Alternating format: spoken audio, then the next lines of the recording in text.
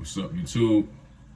So basically, this is the second part to women are engineered to find flaws in you. So now I'm standing on where I left off at. The last part where I left off at, I was trying to tell you guys that some women come from different manufacturers. They've been manufactured to be different. You know what I'm saying? They all have similarities. They drive down the street and they get you from point A to point B. But some women are like trying to turn a Nissan into a Porsche. You can't. You got to go to the Porsche manufacturer to get a Porsche. You got to go, you know what I'm saying? Now, if you want a Nissan until you get a Porsche, go ahead and work with her. You know what I'm saying? But just know that she's not engineered to be of that compatibility. So also,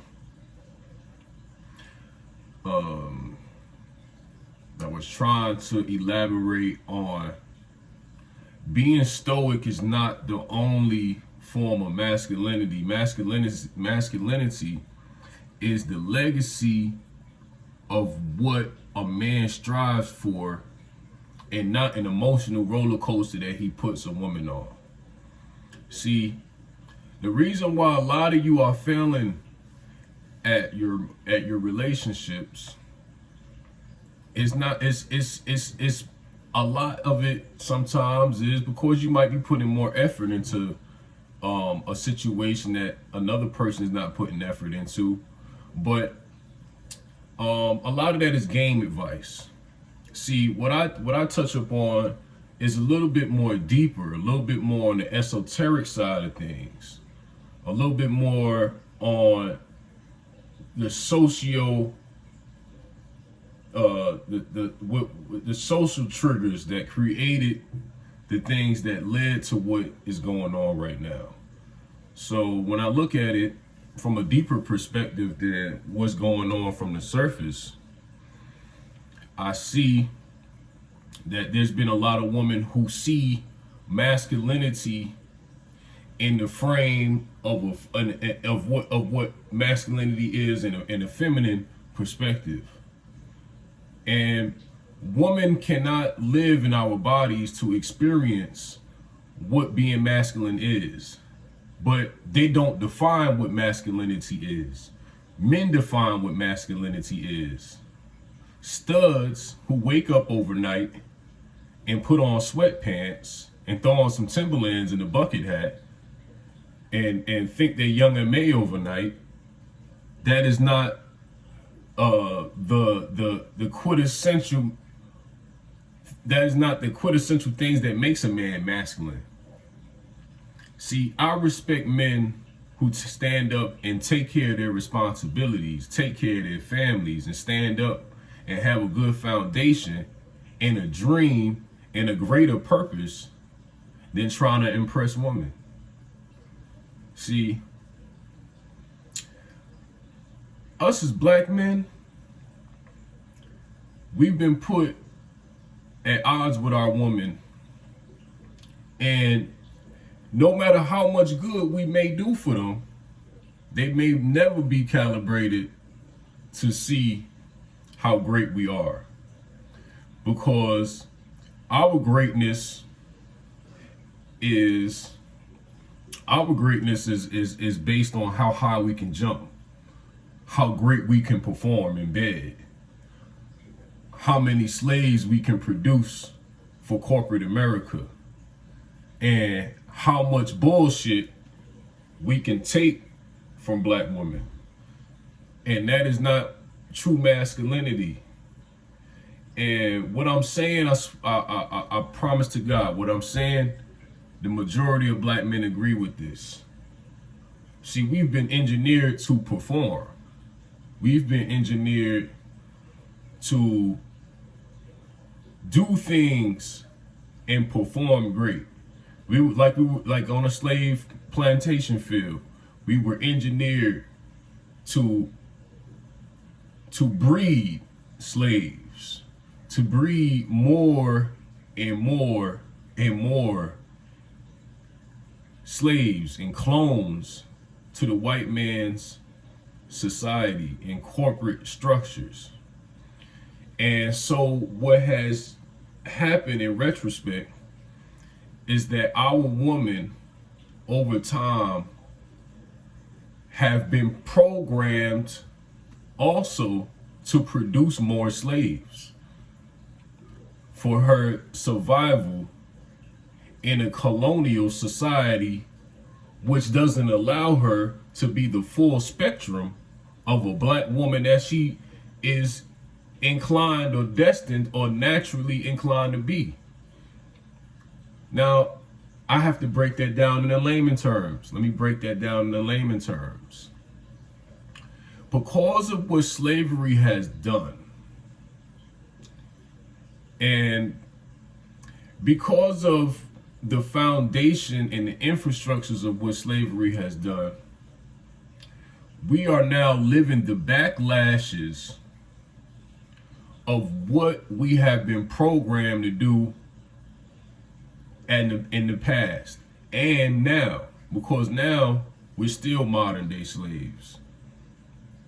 So when a black woman is looking at you, she's thinking in her mind that she might be attracted to you, but the other part of her mind is telling her, how can I use this man to survive in a white man's society? How can I get a black man to help me survive in a white man's society? That's why she's always talking about her bills need to be paid. Her car note needs to be help being paid. This needs to be paid. Because in the past 400 years, the only thing that corporate America has created for us is more expenses and a lifestyle that we constantly trying to keep up with, but we can't keep up with. So now you have women, and we cannot blame them for being for wanting to have better things in life, right? But we have women going against the nature that God or what nature has created them to be, your helpmate. So they look at you and say, well, you see, also, you got to understand socially, a lot of times when you go out, black women are looking at how you interacting with other white men to see whether you can hold a job with them or not, to see whether you can hold a conversation with them or not. Because quintessentially, they know that whose face is on that piece of paper is a white man. And the white man's face on that piece of paper says a whole lot. And you know what's the even more messed up part about it? See, the white man is not just having his way with the black woman. See, take a look around you. He's having his way with the Mexicans, the Latin woman, the Asian woman, the Filipinos, the Vietnamese. They're all giving him a shot. And guess what?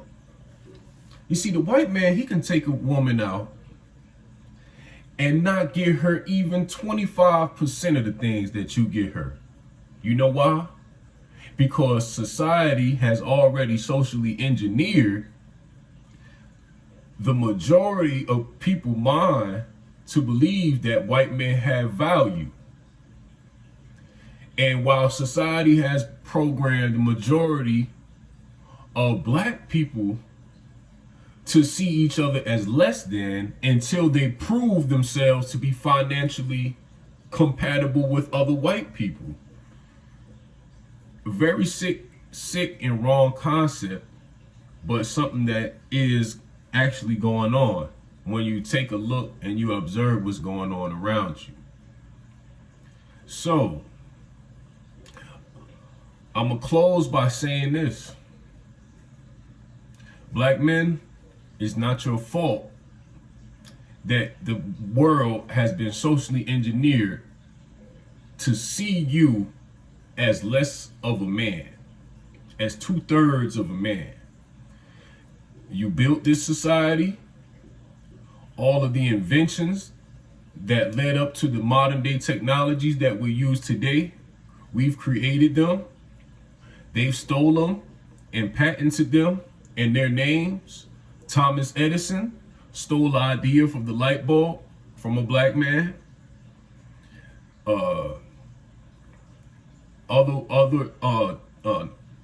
Ford, he stole his plant invention of cars. He stole that from George Washington Carver.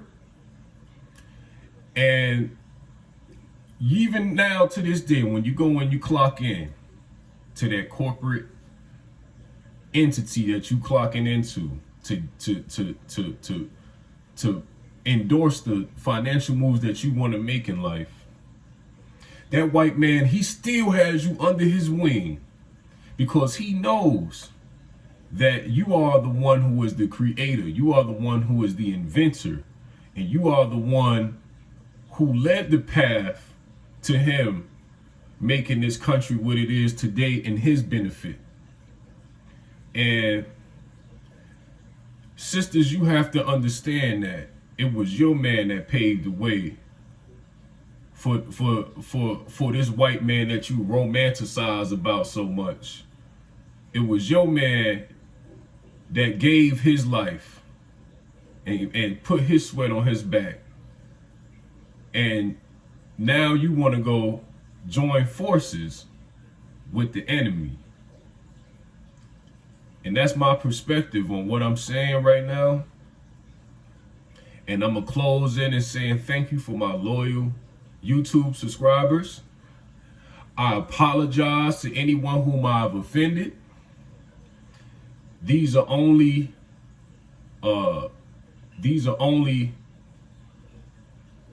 what I'm saying is only the backlash and the hurt that has been done to us for 400 years.